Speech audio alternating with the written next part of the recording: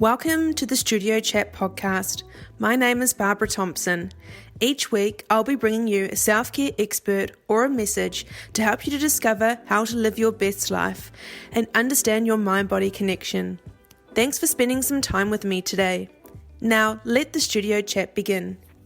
Hello, everybody. Welcome to the Studio Chat podcast. I'm so excited today to have my special guest. Her name is Kayla Morosin from Evolving Bellies. How are you today?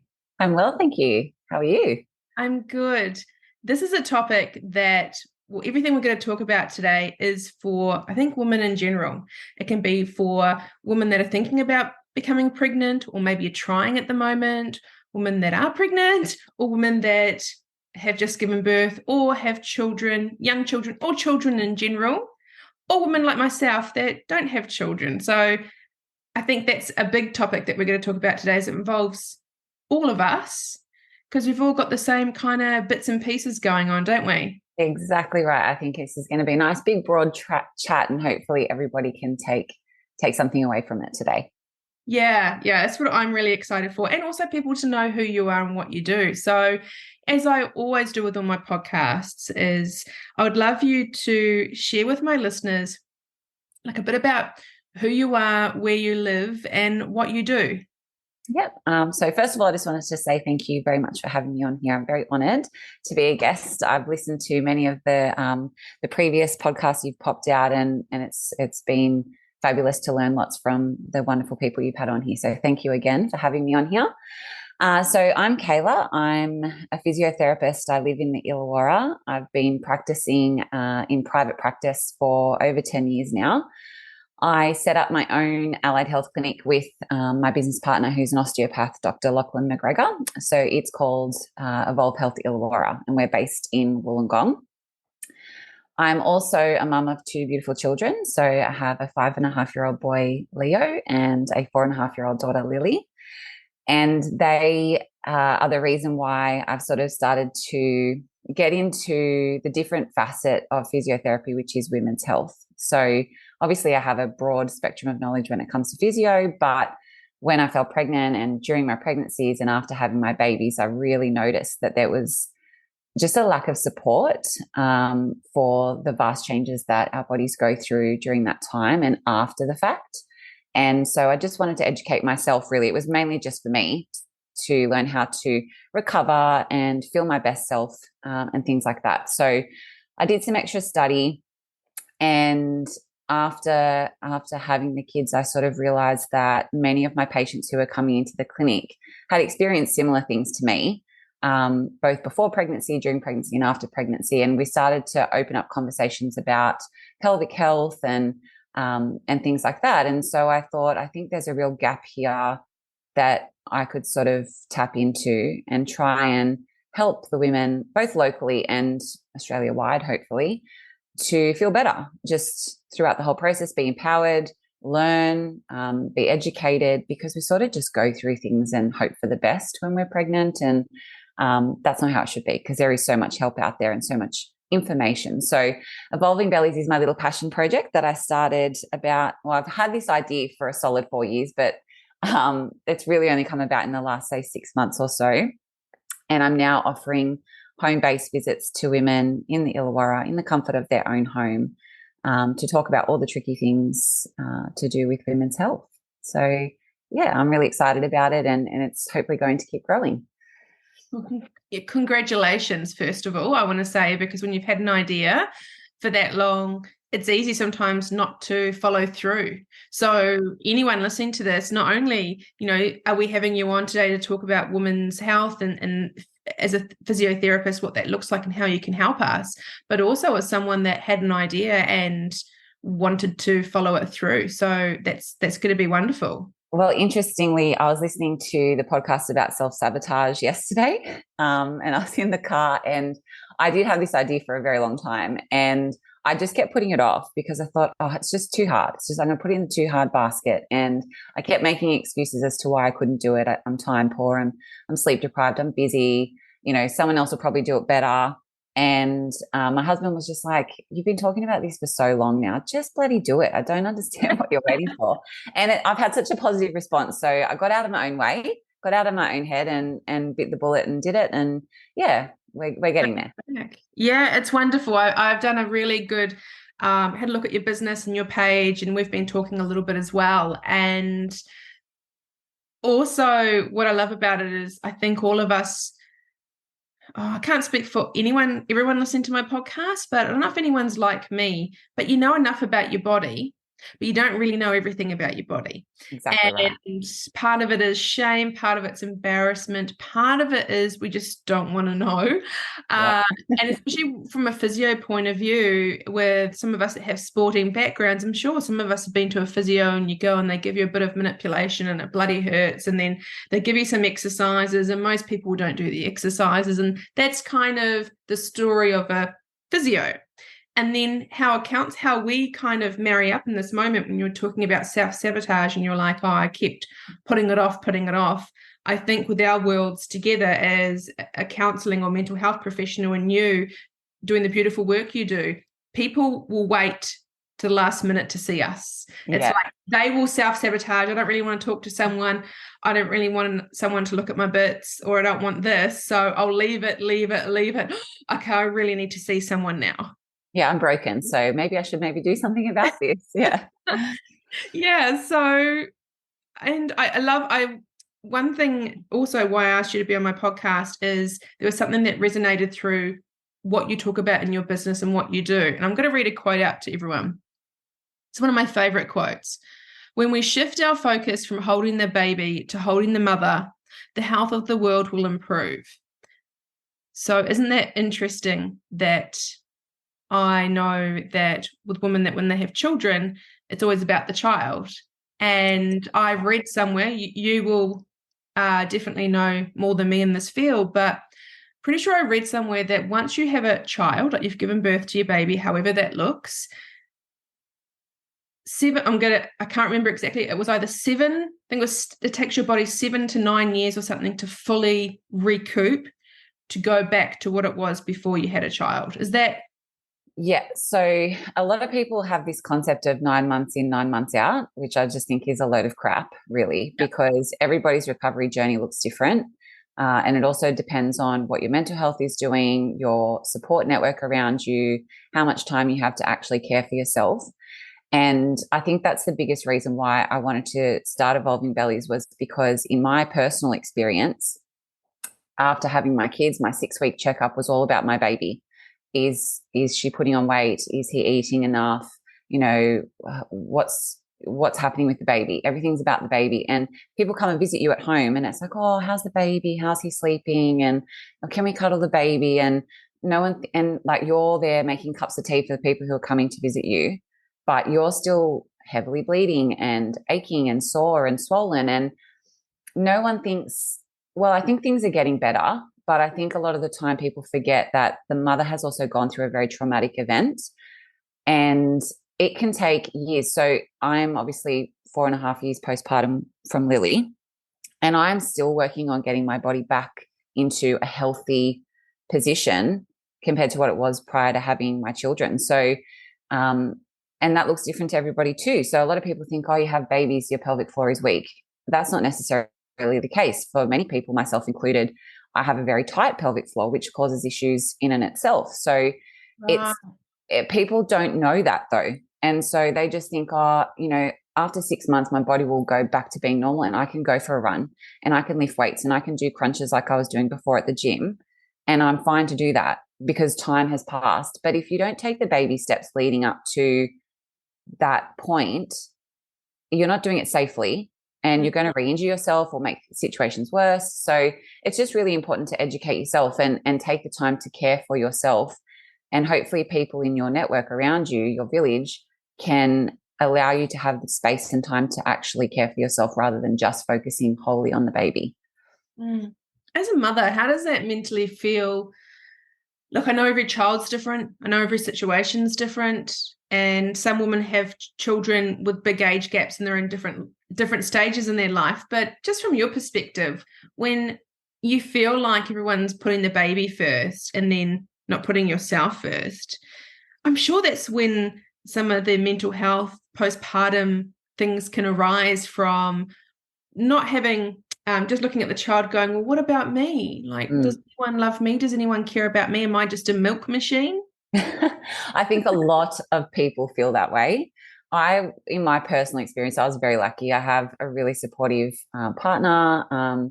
He was fantastic. I have amazing parents and aunties and uncles and everybody. All my girlfriends were very, very helpful. So to me, I felt very supported, which I was lucky. But I have seen many women, many of my friends really struggle because your body feels alien after having a baby. It's not your own, and it's quite shocking, can be quite shocking at times. And no one prepares you for that at all. No one can explain to you the sleep deprivation that you're going to experience. And a lot of, obviously in your profession, you would know that poor sleep can lead to anxiety, depression. And so then it's just this vicious cycle. And yes, there are instances where women may resent their baby or what have you, and then they feel guilty about that. And it kind of goes on and on and on. And I just am a big believer in that if you are in a good space, mentally, physically, then you're going to be a better parent. So I remember, the big thing is breast is best. Okay. Everyone hears you've got to breastfeed your baby. It's the best thing for your baby. And in my experience, that just I wasn't able to do that. And the guilt that I felt was enormous. And I remember sitting there one night and my husband came up to me and I'm trying to pump and I'm crying because I'm tired and everything hurts. And he was just like, Kayla, you're going to be such a better mum if you just let this go. And he's like, we have formula in the cupboard. The baby needs to be fed. She will be fine. You are not okay right now in this space, and you need to be in a good space to be able to care for this baby that can't do anything. So let's just put the pump down and just pick up the bottle and it's going to be okay. And I think that there are a lot of women out there in that situation. And I think people need to bring light to that a little bit more, that your body is an amazing vessel. You've created life. You're a machine. I can't believe you've done it. You've birthed this beautiful human, and you really need to acknowledge how amazing you are and your needs. And if you do that, you're going to be able to function so much better. I'm with you. Like, I can't resonate with any of you women out there that have been pregnant or had a baby, but I can You're a dog mum. You're a dog mum. It counts. Yeah. How much anxiety about your dogs and, guilt. Oh, I can't take them for a walk today. But then you've also got to prioritize your needs. So yeah. That's right. But I mean, some of my friends had their kids in their early 20s. So I've seen all 20s, 30s, 40s, all my friends having children. And I always say to them, like, I'm still in disbelief how all you women out there have given birth and had babies. It is the most incredible, amazing, mind-blowing thing. And I'm not joking when I say this. Like, I think like the Japanese culture do it really well. But I was thinking, if that was ever me, mate, I'd have my feet up. I'd be like ringing a cow. I'd be milking that cow. And if anyone knows me personally, they'd be like, yes, you would, Barbara. Touch wood, I haven't had any medical procedures in my life. I haven't had anything happen. So the thought of my brain trying to understand how you women, but women in general go through that much freaking pain, and you do what you do, and then you're just so incredible. This is what I mean. And everyone that I talk to is like, oh, it's no big deal. People do it. You know what I hear most from people that I know, my clients or people I know in my circle?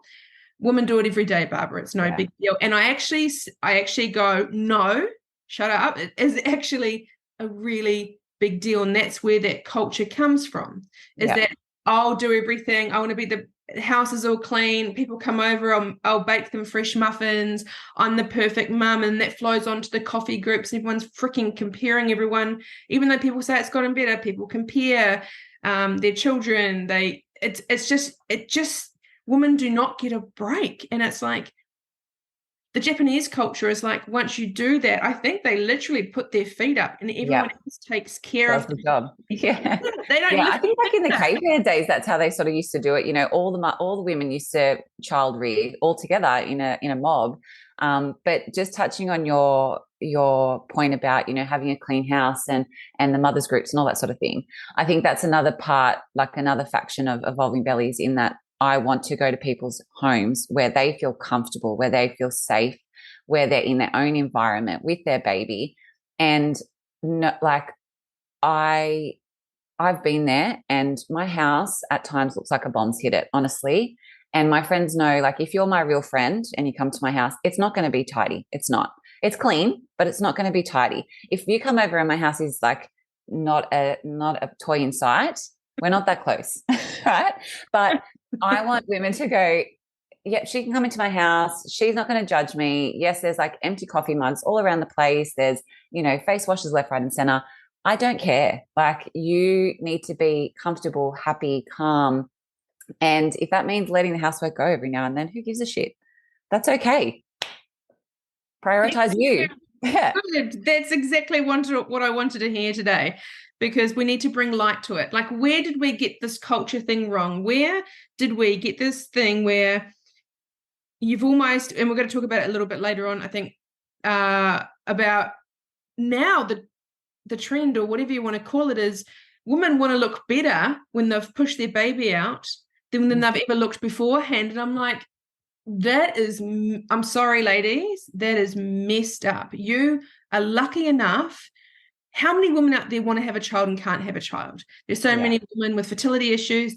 When you have a baby, I'm not religious by any means, but I am a big believer that it's a gift, and that you've got this little human, and like, how amazing. It's like, get your priorities in order, and the more external it is, the more that you're worried about what other people think, the more that that's just going to take you away from the joy that you don't get those years back with your little one. I think the other thing too is, there's still stigma around cesarean sections too. And so a lot of women will be like, oh, I had a Caesar.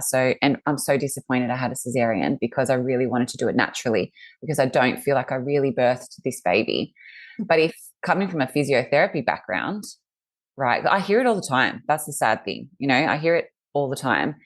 And coming from a physiotherapy background, I have to explain to them how many layers of muscle and tissue and fat and organs they have cut through to bring this baby into the world safely, so that you're safe, the baby's safe. That your recovery is 10 times harder than someone who has, quotes, natural labor. And, your scar should be a badge of honor, because it's an amazing thing that you bounce back and you'll probably go again. And people just need to realize that you've brought a life into the world. It doesn't matter how you've done it. Yeah. But sometimes, even with the medical side of things, if you don't understand the trauma your body's gone through, you're always going to diminish what you've done. And so I try and explain to those women that come in and say, oh, but I had a Caesar, so, I cheated. I'm like, you're not, here we go. Here's a model of all the things they've cut through, and you're walking and carrying your child in and out of this clinic today. How? Yeah. It's incredible. Can we talk about, like, no one can see me apart from you, but I've got my head in my hands most of the time, because natural labor, I'm sorry. There is nothing natural about that whole procedure, whether you have drugs, whether you don't, whether you have a massive needle up your spine, whether you have the gas, whether you rip yourself from A to B, I'm sorry. I'm like a greenie on this one, because I don't have children, but there is nothing natural. It's the wording. And with me, I'm really big on wording. Yeah. And so I'd love us to say, like, there's nothing natural, even though we're born to have children. Absolutely. But there's nothing natural about it. And the fact that someone has had to, again, when you have an epidural, to have the C-section, and I can't imagine, like, lying there and it's still giving birth.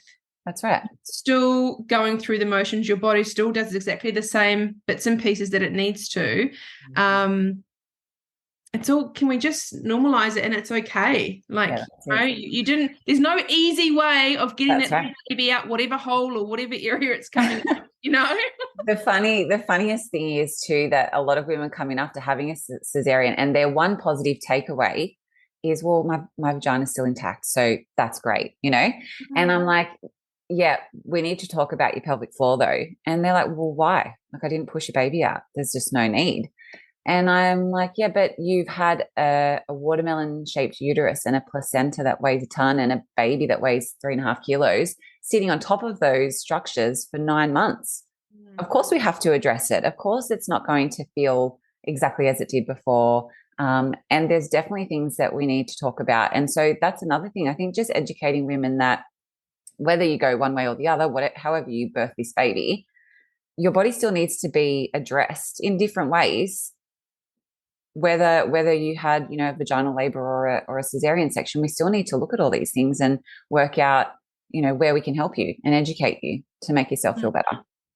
Yeah, and women that don't have children, that area can still weaken. Yeah, so we were chatting about this before the podcast. So obviously I see a lot of women now who do CrossFit or who, the trend at the moment is weightlifting. Everyone wants to be toned. So a lot of women doing, weightlifting now rather than the cardio. And they come in and they've got this ongoing hip pain or lower back pain, and they've come in for treatment of that. And I say to them, well, you've had, 4 treatments with XYZ therapist and things aren't getting better. So has anyone spoken to you about your pelvic floor and how it activates and assessed it? And they sort of come in and say, well, no, what's that got to do with anything? And so you have to say, well, everything's connected, and your abdominal area is kind of like a cylinder. So you've got your diaphragm at the top, your pelvic floor at the bottom, your abdominals at the front, your back muscles at the back, and they all work in unison when you're lifting a weight to contract and relax. So if one section's not working properly, chances are it's going to affect other sections. So your lower back pain might be a result of having a really tight pelvic floor. And so we sort of have to go into that, and then they get shocked because they're like, oh, I don't want to talk about this. This is not what I'm here for. And I feel awkward. And, I'm 23. I don't need to worry about my pelvic floor, but that's just not truth. And so, yeah, it's not just about pregnancy and postnatal women. It's about women through the whole of our life stages, and how important knowing our body and our parts and how they work and how to make them the healthiest that they can be. So the best way to describe the pelvic floor area, which I'm pretty sure anyone listening to this is going to be doing exercises the whole time that we're talking, and we're going to do a little exercise at the end that people can do with us if they're listening to the podcast. I haven't researched this for a reason. I do that with a lot of my guests. I do enough research, but I don't go into it because I want to be like green. I want to be asked the stupid questions. Anyone listening to this might have the same thinking as me. So I want to keep it kind of really pure. Yep. I think that one of the ways to kind of engage it, and you think about it, is when you go for a wee and you stop your wee half stream. Yep. Is that part of my pelvic floor muscle there? Yes. So this is another common misconception, is people think that that's the only part of your pelvic floor that you have to activate. So when you're so I will often tell women as a test to see how long they can hold their pelvic floor, I'll say to them, go to the toilet, halfway through your wee, I want you to stop, squeeze and lift the pelvic floor, see how long you can hold it for. When things start to trickle or you start to feel that let go, that's the number of seconds you can hold for. But in actual fact, you're only really holding the anterior or the front part of your pelvic floor when you do that. So your pelvic floor extends all the way from the front of your pubic symphysis or your pubic bones all the way to the back where your coccyx is and the back of your pelvis. So it encompasses both the front and the back passages. So the other way I sort of describe it to people is not only are you trying to stop yourself or stop the flow of wee, but you're also trying to stop yourself from doing a fart. So it's just as important. It's your wee hole and your bum hole. Correct. But then it becomes complicated because then people start squeezing their glutes. Yeah, I can see You're doing it right now. I can see your face. Yeah. So my bum. So the trick is you've got to try and activate both the front and the back. So stopping yourself from doing a wee, stopping yourself from passing wind, but don't squeeze your glutes. So often in clinic, I'll say to people, okay, we're going to squeeze the pelvic floor front and back. And I'll see them sort of lift up off the table, like they'll sort of like elevate their whole body. And that's when I know that they're activating their glutes instead of activating their pelvic floor. So their global external big muscles are trying to do the work of those small intrinsic muscles underneath. So we can touch on this later, but a really good way to check if you're doing it properly is just use a handheld mirror and see if your perineum, which is the space in between your vagina and your anus, is actually lifting away from lifting in towards your body, essentially.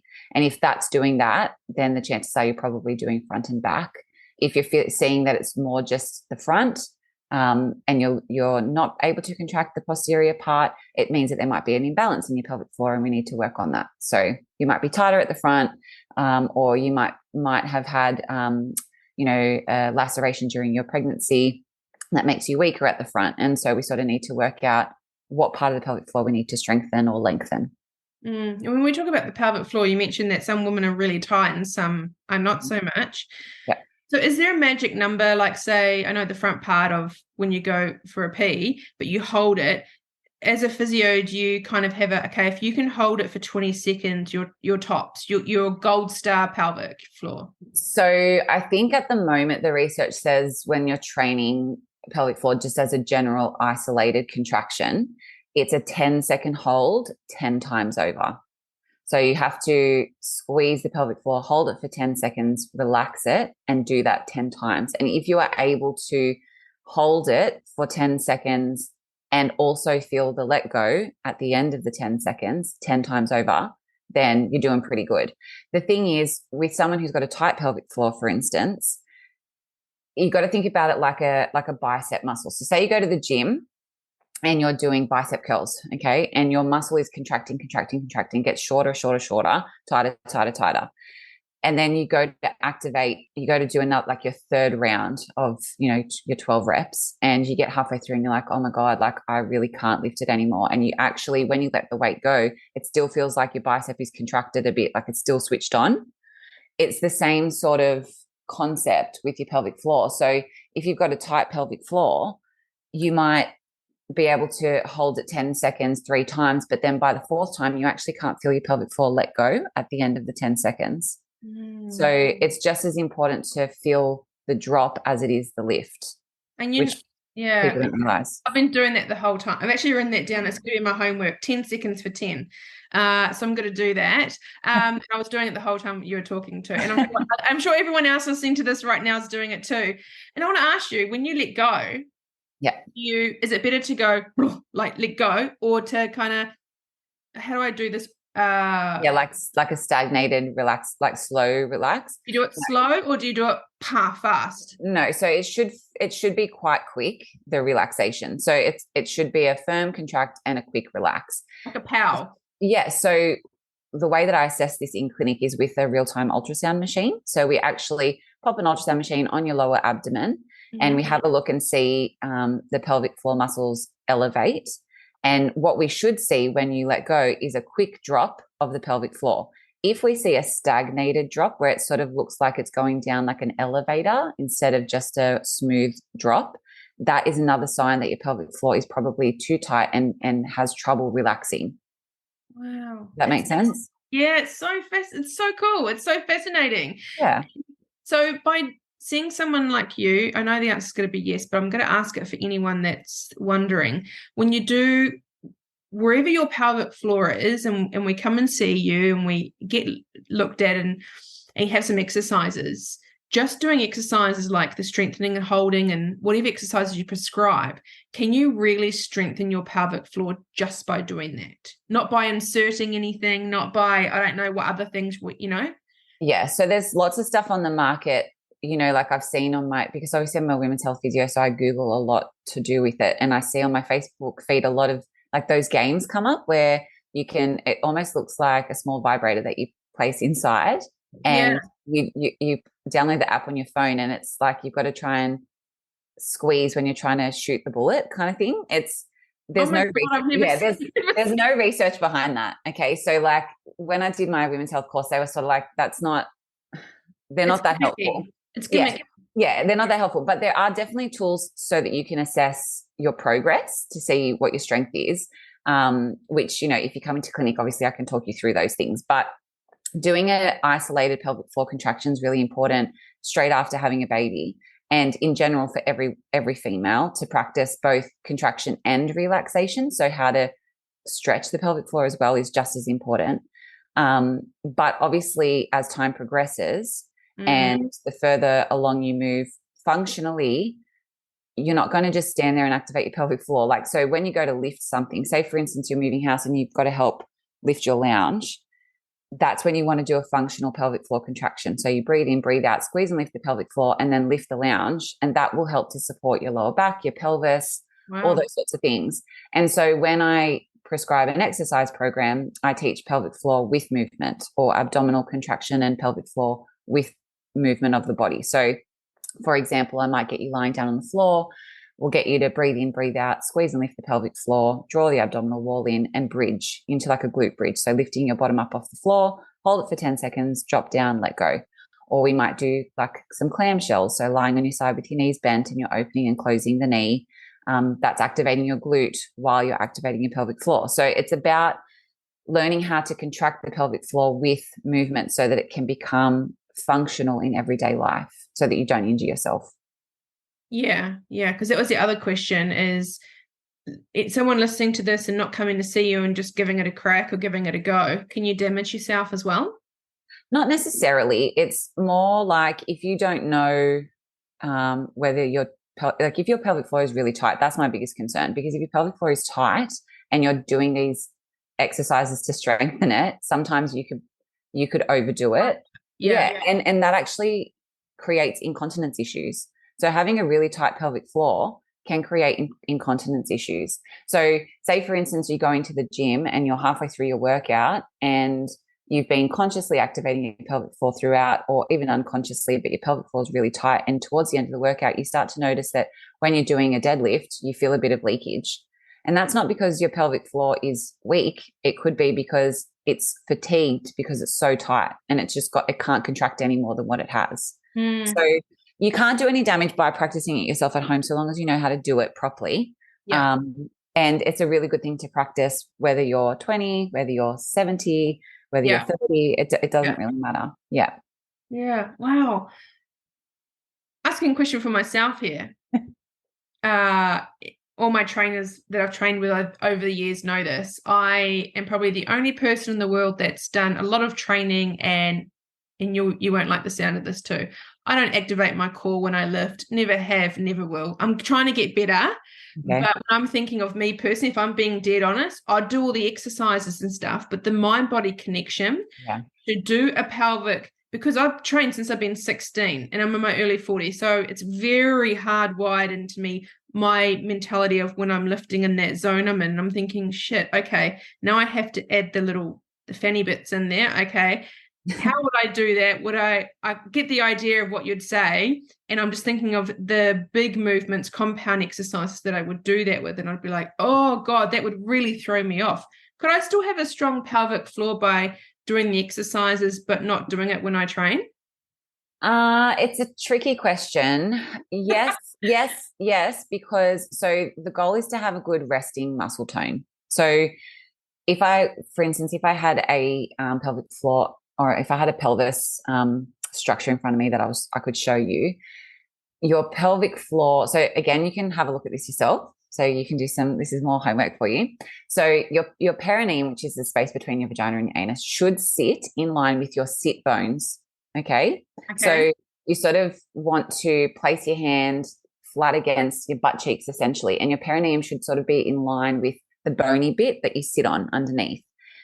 If your pelvic floor is really tight, it'll actually sit higher. If your pelvic floor is weak, it'll sit lower. So if yours sits in line with your sit bones, and this is why it's good to see a physio, because they'll actually look at it and be able to tell you, then that means you have good resting muscle tone, which means that you probably have enough force when you do a lift to control, bladder leakage and things like that. So it's about having a healthy resting muscle tone. So you don't want it to be too tight and you don't want it to be too weak.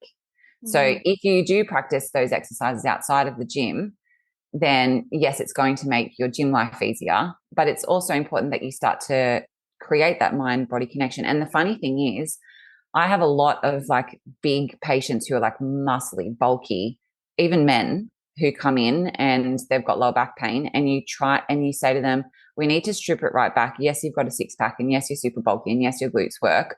But it's the deeper muscles that are around your spine that are not doing the job they're meant to. So I'm actually going to give you an exercise program and you're going to go, what the hell is this? This is so boring and I don't feel like I'm actually doing anything. But we need to strip it right back, take away the global muscles and get the smaller ones doing their job better so that when you go into the gym, they know how to switch on as well. So the sort of pelvic floor with movement exercises that I give to a lot of my patients are important to do prior to then going into the gym and exercising. Anyone listening to this, whether they've had a child or not, is it good just to book? Like, I think this is going to spark a lot of conversation within our community in the Illawarra, but also anyone listening to this podcast is thinking, I've actually never thought of going to a physio to get my pelvic. Is it something that can just ring you and say, hey, can you just check my bits out and see what I need to do to improve them? Definitely. And so obviously, like, I'm always open to having a chat prior to an appointment. So I will readily give out my email and just say, look, you can send me some information about what you're experiencing. And if I think I can help you, I'll definitely get you to book it, because I also don't want you to waste your time. I thought you were going to say, can you send me some photos? That's why when you send me and I went like this. And I was like, oh, do you get any photos of people going, is this my perineum? Is this my hole? Is this my hole that's supposed to be like contracted? No, I'd prefer no visuals, thank you. But definitely more a written explanation of what's going on. Okay. And then, I can sort of say to you, yes, I can help you. And I also have a lovely colleague, her name's Nicola, who works with me at the clinic. And so I don't particularly do internal assessments. So I will do external assessment. So I'll sort of do a visual assessment. I'll use real-time ultrasound. But if I think that you need an internal assessment because you might be struggling with some prolapse symptoms, I can then refer to someone who I know has that skill set that can help you. So I think the other thing too is, and in the Illawarra, I think we're getting better at this, is I think it's important to know where your limitations are as a practitioner as well. Yeah.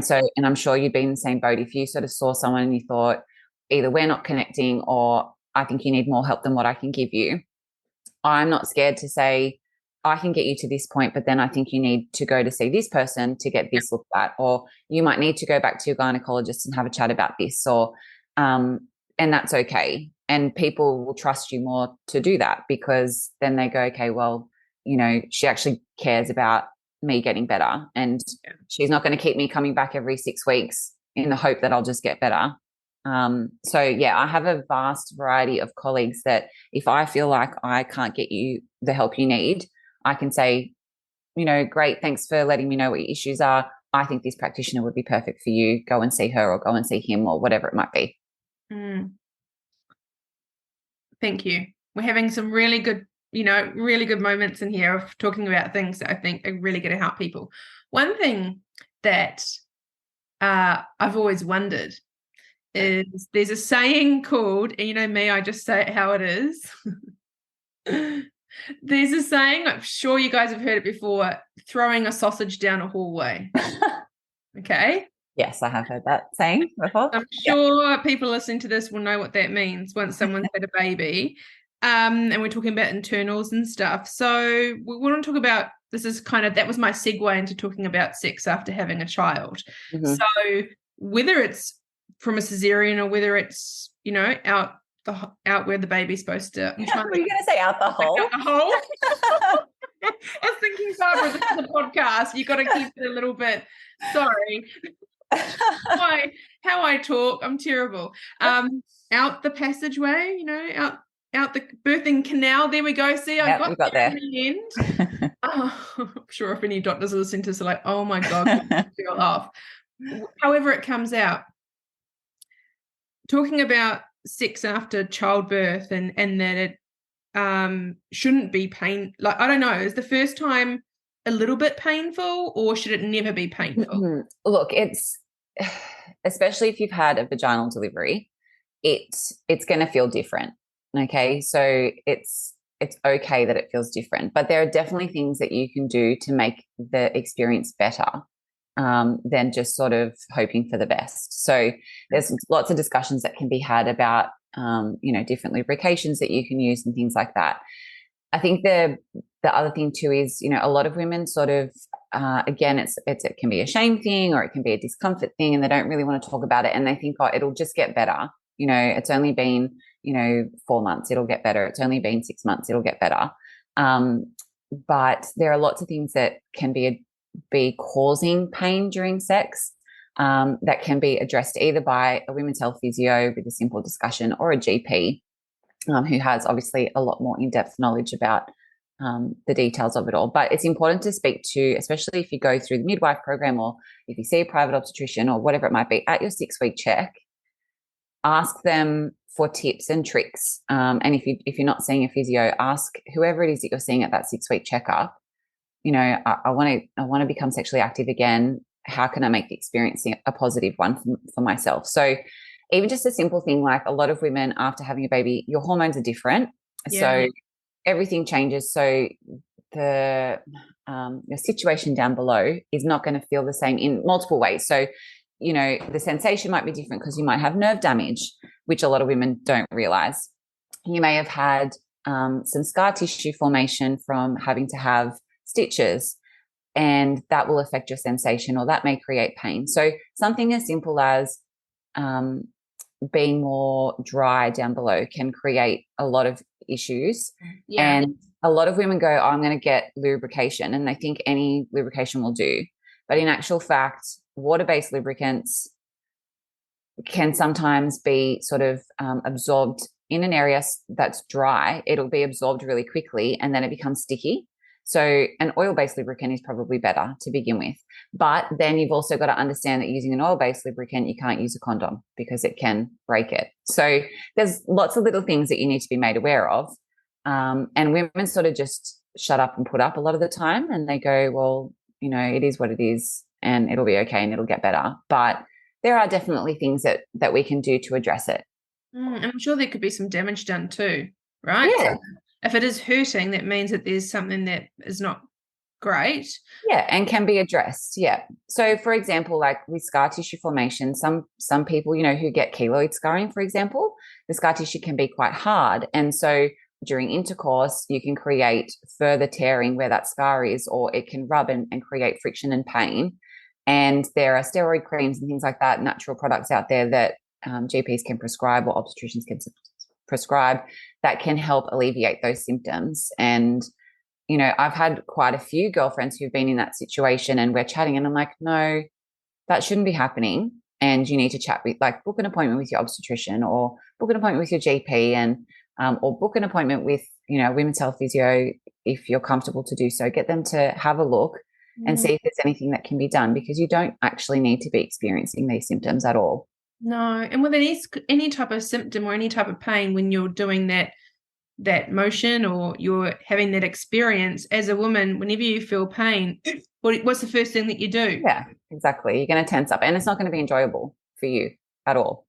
And you're going to get in your own head about it. And as women, we all know that it's important. Like, yeah, I'm generalizing here, but you've got to be in the right headspace for it to be a positive experience. And so if you're not in that headspace, and it's always going to be scary the first time, like, oh my God, I remember the first time I had to go to the toilet after having Leo. I was like, oh my God, I had to psych myself up. What way? I would be wee and poo. I'd be like, but even little things like, why did no one say just, wee in the shower, use a handheld shower and wee in the shower, and that'll make your first experience so much easier. Just little things like that no one tells you about. How do you do the poo then? Have you got any tips for anyone? Yep. So there's a thing called the squatty potty. Have you heard of that? I've heard of it, yeah. So it's basically just a footstool, right? So the first thing is you want to avoid constipation. So drinking plenty of water, having high fiber foods, making sure that you're keeping your stool soft, essentially. And that will make the whole process easier to begin with. And the second thing is positioning. So sitting on a toilet with your knees above the level of your hips. So usually you need a footstool to be able to do that. Mm-hmm. Makes it easier. It sort of unkinks your pelvic floor from, it unkinks the rectum essentially, and allows for the passage of your feces to come through easily. So it's positioning, and it's diet, and it's, water consumption. There's lots of different things that can make it easier. But it's like anything. So yeah, same with sex. It's just there are different things that you can do depending on what your situation is that can make the whole thing easier. You just have to seek that information and empower yourself and educate yourself so that it's so much less scary than what it needs to be. Yeah, I've heard obviously they don't let you home unless that you do a poo. And I just think I can understand from a cesarean point of view, all the drugs that they pump into you could back you up. I'd get that. But from a natural point of view, is it also that your body's just been through this trauma and gone, what the heck? So when you're in trauma, the body's like, I'm just gonna block you up, so I'm keeping you safe. Is that part of it? I think so. And it's funny. So I'll tell you a story. When I was studying at uni, my very first hospital placement was actually at Fairfield Hospital in the maternity ward. And I had to, so my job was to go up and chat with the mums about how to activate your pelvic floor, to talk about how to avoid constipation, to talk about, how to activate your core, all those sorts of things. And this lady who was so lovely, and she just had a baby maybe like 6 hours prior, and she had a 4th-degree tear. So she had torn all the way from her vagina all the way through to her anus, essentially, and she had been stitched. And so we needed to physically assess and actually look and make sure that she was activating properly. And my supervisor was like, I'm confident that you can do this now. We've been doing it for 3 weeks. Like, I'm going to send you in there and you're going to do it and you're going to do great. And I'll never forget it. I got through my whole spiel. I checked out her lady bits, made sure she was activating her pelvic floor correctly, stepped out of the room and said to my supervisor, get me a bed because everything's black. And I fainted on the spot because it was so overwhelming and just, it was a lot. And so it was funny, after I had Leo, I was like, the first time I sat down on the toilet, I was like, oh my God, I wonder what it looks like down there. Is everything going to be okay? Like, it's such a scary concept. But also because I had the knowledge that I had done all the right things, and I'd been drinking all the water and, making sure I was eating fibrous foods and things like that. So I sort of had those tricks up my sleeve, which made the whole thing a lot easier. Was your poop okay? It was fine. Okay. I wanted to ask. Okay, I'm concerned. Yeah, it was fine. I think I high-fived the midwife on the way out. I was like, yes, I did it. Honestly, yeah, anyone that's had, all of us women, we go through so much, and it's nice to be able to talk about poos or wees or our period, because we all have a story and we all know what it feels like when we go through those times. So yeah, I think that's another big reason why this is a passion project for me, because I don't want people to feel uncomfortable. I don't want women to feel uncomfortable talking about normal things that are happening to them and just cruising along and hoping that everything will be okay, when in actual fact you can make your life so much easier just by talking about it and learning a bit more. Yeah, because like I'm sure people would have heard today, I'm sure they would have thought the pelvic floor was just that one front muscle. They didn't realize that it runs all the way through. And to even just have the conversation of, I actually want to care for my body and get someone to look at it. And, we do that for all the other parts of our body. So why don't we do it for that? Exactly right. And also want to normalize bladder leakage too. It's not, because a lot of people do it. Like, I see a lot of videos and stuff on social media when women laugh a lot and they go, oh no, I'm going to wee myself. Yeah, I think what annoys me about that is, like, you see the ads on TV about LBL, like light bladder leakage. I don't know if you've seen them, and they've got like the Poise ads or the Libra ads, and they're talking about the panty liners and whatever, which definitely have their place, but they make it seem like it's something that you just have to deal with, and it's not. Like, just because you're getting older, you're in your 60s or whatever, or your 50s or your 60s or your 70s, and you're starting to leak when you laugh or when you cough or when you sneeze, it doesn't have to be that way. You don't have to just put up with it. And there are definitely tools that you can use to make your life easier. And, doing like a bladder diary where we can sort of assess what you're drinking, what your fluid intake is, what your fluid output is, and doing some calculations, we can really quickly pick up on things. Like, it might be that you're drinking too much caffeine. We need to cut that back. Or you're drinking carbonated drinks a lot and that's creating bladder irritation. Or, maybe you're suffering from a prolapse, and there are definitely things that we can do to address that. It shouldn't just be like, oh yeah, I've gotten to that age and it is what it is and it'll be fine. Yeah, I couldn't think of I'd be in your office straight away. I'd be like sitting outside your office before you even start for the day. I couldn't think of I'm sorry for anyone listening to this that you wear yourself a little bit. I couldn't think of anything. I'm sorry, but come and see Kayla. Message her, let her know, and there's help out there, and there's something that can be done. It's not just I'm getting old. It's my body, like, slowly going downhill. Oh well.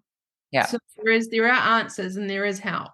That's right. And it's okay. Like if you are one of those people and you just, you're managing it and you're feeling okay, that's okay too. It's really how much is it affecting you and how much is it affecting your mental health and your ability to participate in everyday life. So, I've had patients who've come in and they said, "Oh, I can't go to this event because I don't know where the toilet is."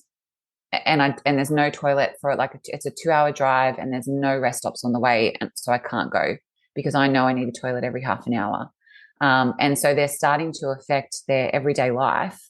It's starting to affect their ability to partake in normal activities of daily living because they're so focused on where the next toilet is and where it's going to be so I don't wet myself. And we can retrain your bladder. It may not ever be perfect, but we can definitely take steps to make things easier and get you back to living a life that you're comfortable living and doing the things that you want to do without the stress of not knowing where the bathroom is and whether you'll get there in time. Yeah, and we're not going for perfection ever. It's more about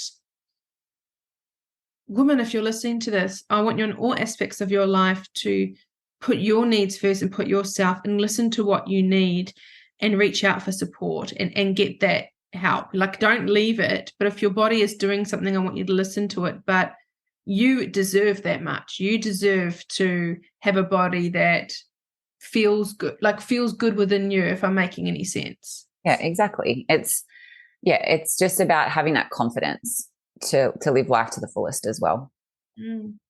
Yeah, I mean, if anyone goes on to your page and there's I saw it last night and I mentioned it to you before we started recording, and it was a beautiful skeletal model of the pelvic floor when you tipped it around and you see the wee hole and the bum hole and you explain the muscle. It's like kind of like, whew, like I know my body really well and I'm not ashamed by anything. I can talk about anything, but isn't it interesting when you see the model and when you just turned it, it's not shameful. It's just, I was thinking, oh my God, could I have someone examine that? I'm sure one day it's going to have to happen, but I think, wow, I can see why people don't go get it checked. Yeah, it's a very intimate, private thing for a lot of people, and not everybody is open and happy to have these conversations. And I think the whole point, excuse me, is to try and get people to feel a bit more comfortable. And it's kind of like the same situation with you. People with psychologists and counselors and things like that, they'll connect with someone and feel comfortable to then really open themselves up and tell you all their deepest, darkest fears. And it's the same sort of thing when it comes to anatomical issues or health issues. Some people are really private and they don't want to discuss things, so they sweep it under the rug. But if they find the right person that they feel comfortable chatting to about it, we can make a really great change for you. Another funny story about that that pelvis model, is, I don't know if you saw on my Instagram too, but the following day after I filmed that video, I filmed it in my husband's at home office, and I had left it on the desk behind us, like behind him, and he had been in Zoom meetings all day with work colleagues, and it was tilted in the way where the vagina was facing like straight against his computer. And I walked in and I was like, oh my God, has that been there all day? And he goes, yeah, why? And I was like, there's a vagina. Has no one said anything to you in all your Zoom meetings? You've literally been in meetings all day with this thing facing your screen. Everyone would have seen it. He was just like, oh, Kayla, are you serious? Like, what the hell? So yeah, that was a good laugh. That was a really good laugh, and I'm always one for a story. So thank you so much for sharing your stories, because that's where we connect. That's where I think that's where, we can connect as a community and share stories and have a laugh. But also, this is very serious stuff that we're talking about today too. So before we go, can you walk us through, everyone that's listening, can you walk us through a pelvic floor strength exercise to do together right now? Yep, for sure. So I'll just run through so there's three that I generally teach. One's called the knack, which is a hard, fast contraction, which is useful for when you cough, sneeze, laugh. So it's just a quick pulse and then let go. Then there's your strength one, which is more of the endurance hold. So the 10-second hold, 10 repetitions. So that's just a general strength. And then there's also the endurance, which is you contract as hard as you can, and then you back off to about 50% of that contraction, and you hold it for 20 seconds, and then you let go, which is really, really tricky for people to do. But we'll go through just the strength one.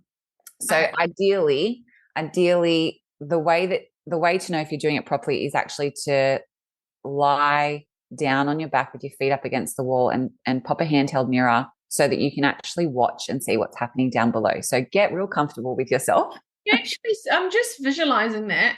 Yep. Can you actually see something? Because obviously you've got so you'll see kind of concealed, isn't it? Yeah, but if you're sort of sitting with your legs like a frog leg position, like you're going down for a goblet squat, for example. So your legs are sort of like out. Right, wide leg, feet against the wall, knees sort of falling out to the sides. Oh, a very vulnerable position. And you pop the mirror down there. You don't have to do that, but it's a really great way to get that visual feedback for yourself to know if you're doing it properly. So if you don't want to do that, that's okay. You can just sit on a hard surface and you should feel your pelvic floor lift away from the seat that you're sitting on. So the way that I teach it is you breathe in. As you breathe in, your diaphragm drops, which makes your pelvic floor drop. So your pelvic floor sort of stretches down.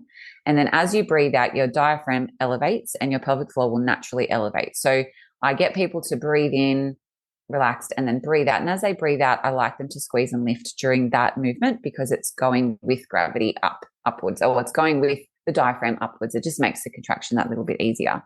So if you're looking at it with a handheld mirror, you're going to breathe in. You should see your perineum slightly drop down, which is the space between your anus and your vagina. And then as you breathe out, you should see that lift towards your body, so away from the mirror. You should also see your bum hole should basically close up, like pucker a little bit. When does it do that? Yeah, so it should sort of just contract, and you should see it close up more than what it normally is. And you'll also see your vaginal opening, or your vaginal cavity should also close. So I'll get everyone now that we've sort of spoken about the anatomy, I just want you to breathe in.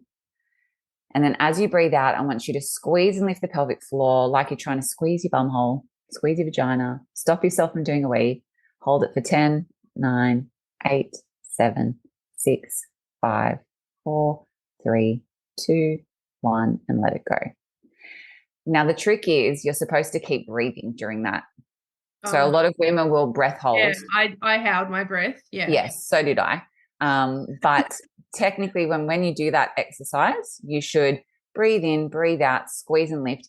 Actually, research has shown that the best verbal cue is to say squeeze your bum hole to a patient. So the best pelvic floor activation actually comes when you say to someone, squeeze your bum hole. That's just what research has shown. So if you focus on that first and then focus on the front as well, you'll get a really nice, strong pelvic floor contraction. So breathe in, breathe out, squeeze and lift the pelvic floor, hold it for 10, but keep trying to breathe through the contraction and then let it go. So squeeze it's really tricky. Yes. So that's just saying squeeze your holes. Correct. Yes. And also if you want to try this with your partner, for example, to make it a bit more fun for yourself. Is get them to, pop a finger in or whatever body part they want. And they'll feel it. And it actually feels really good for your male partner if you do a pelvic floor contraction while, you're going about your business. So strong pelvic floor, could you push it back out? Well, I mean, have you heard about the shows they do in Thailand where they shoot things out? Oh, actually, I'm sure. It's possible. Yeah. Anything is possible. We're amazing creatures, us women. Typical me. I'm such a high achiever. I'm like, cool, can I like sorry. I always say I forget that I'm doing a podcast and I actually think people listen to this. So anyway, I don't edit my podcast, so it's there. But that was literally an internal Barbara thought of, could I have such a strong muscle that I can push it out? And you know what I'm thinking of pushing out. It wasn't a finger, let's just say that. So, anyway, So that's a Oh great. God, I hope my mum doesn't listen to this Oh, podcast. I told her that I was like, no, that's okay. She's pretty open. She'll be okay. sorry, Mum. That was a great exercise, and someone could actually, instead of how I ruined it at the end, you can go back and listen to that little bit. And I know you've got it on your Instagram page too. Yeah. But how interesting, how multi-layered is it, and how you really need to focus on it, and how we normalize, oh, I was holding my breath, you were holding your breath, and then we came at two. There's a lot of what I've learned today is obviously it's not just one part. It's a continuous part, and that the breathing helps. And yeah, it's really fascinating. Yeah, it's a lot more complex than what I think a lot of women realize. And it's important to, like you said earlier, with the mind muscle connection, it's important to really take some time to focus and make sure you're doing it properly so that you can get the best out of it. There's no point sitting at the traffic lights and activating your pelvic floor and doing 5 quick squeezes if you're not really squeezing. Like when you do the NAC, which is the hard, fast contraction, it should be so hard that it almost hurts, but you're still not activating your glutes or your hamstrings or your quads. Like you still just want it to be that feeling right below, right in your undercarriage, but it should be so hard that it's like, oh God, this is almost painful when you do it. Because you want to get it to the point where it's actually strengthening. There's no point going to the gym lifting a 5 kilo weight for 10 weeks and not upping your weight and making it hard. You have to actually make it tricky for yourself. So, but adding all those little components on, and then obviously, as I said earlier, adding then movement on top of that makes it really tricky. Yeah, it is. And so wow, this is so fascinating. Now one last question is I got two actually for you. I'm curious to know, what do you do to care for yourself, like for self-care? I'm terrible with self-care. I'm not great at it. I'm great at telling other people to take care of themselves, but when it comes to myself, I'm not great at it. But I'm an extrovert, so my biggest thing is to spend time with my friends and my family, the people that I love. So during COVID, I really struggled because I felt very isolated. And I get my energy from being with other people. So my self-care is going for a coffee with a girlfriend, or going out for dinner, with my siblings, or, whoever it might be.